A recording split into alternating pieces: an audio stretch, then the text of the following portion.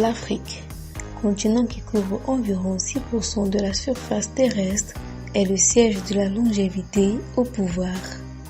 Le pouvoir est l'aphrodisiaque suprême, disait Henry Kissinger, le prix Nobel de la paix 1973, et nombreux sont les présidents africains qui ne peuvent plus s'en passer.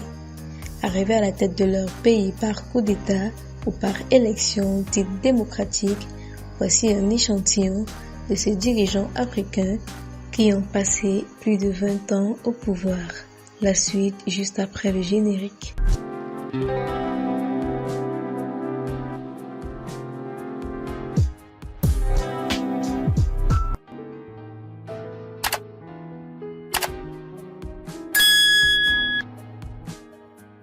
Abdelaziz Bouteflika.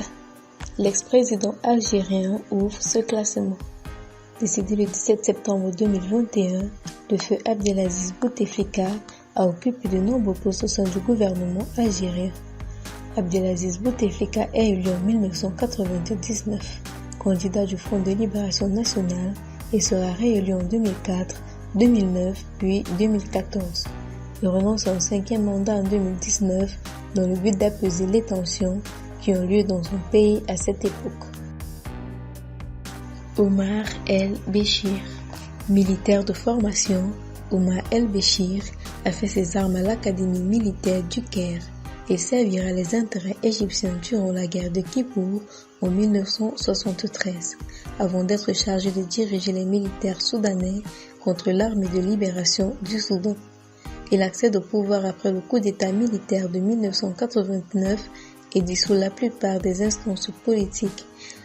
À la fois président, premier ministre et chef de l'armée, il va consacrer une partie de son mandat à négocier avec les sécessionnistes du Sud. Accusé d'avoir joué un rôle dans la guerre du Darfour, Omar el-Béchir est le premier chef d'État en exercice à être sous le coup d'un mandat d'arrêt international de la Cour pénale internationale pour crimes de guerre, crimes contre l'humanité et génocide dans le cadre de la guerre civile au Darfour. Blaise Compaoré. Auparavant l'allié du père de la révolution burkinabé Thomas Sankara, Blaise Compaoré, comme beaucoup d'autres, prendra les rênes du pouvoir après un coup d'État. Le 15 octobre 1987, le président Sankara est assassiné et son ancien compère se retrouve à la tête du pays. Il instaure le multipartisme en 1991 et est élu président 7 ans plus tard et durant les 3 élections qui suivront. Il quitte définitivement le pouvoir en 2014.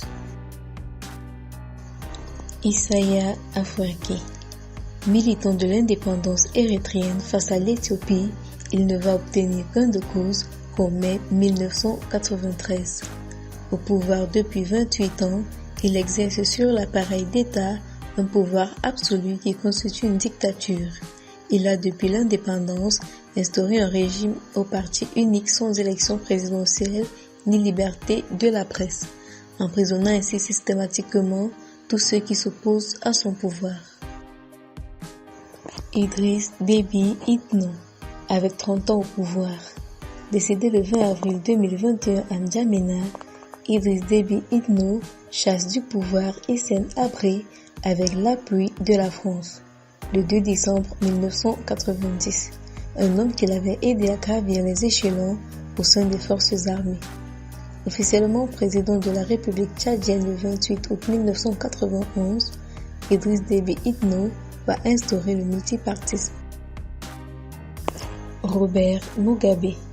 Décédé le 6 septembre 2019 à l'âge de 95 ans, Robert Mugabe fut élu le 31 décembre 1987.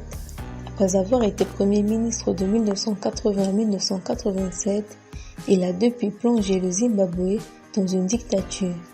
Robert Mugabe va au cours de son mandat mener son pays vers une pénurie alimentaire et en plus de créer une guerre entre les ethnies.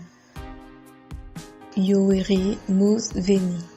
Devenu président de la République après un coup d'État, Yoweri dirige l'Ouganda depuis janvier 1986. Cet ancien agent des services secrets du président Milton Obote va attendre 1996 avant d'organiser une élection dont il sera le seul et l'unique candidat. Fils d'un riche propriétaire terrien, il est lui-même considéré aujourd'hui comme un millionnaire en dollars. Après 35 ans de pouvoir et une fortune non négligeable, il envisage céder sa place, mais à son fils.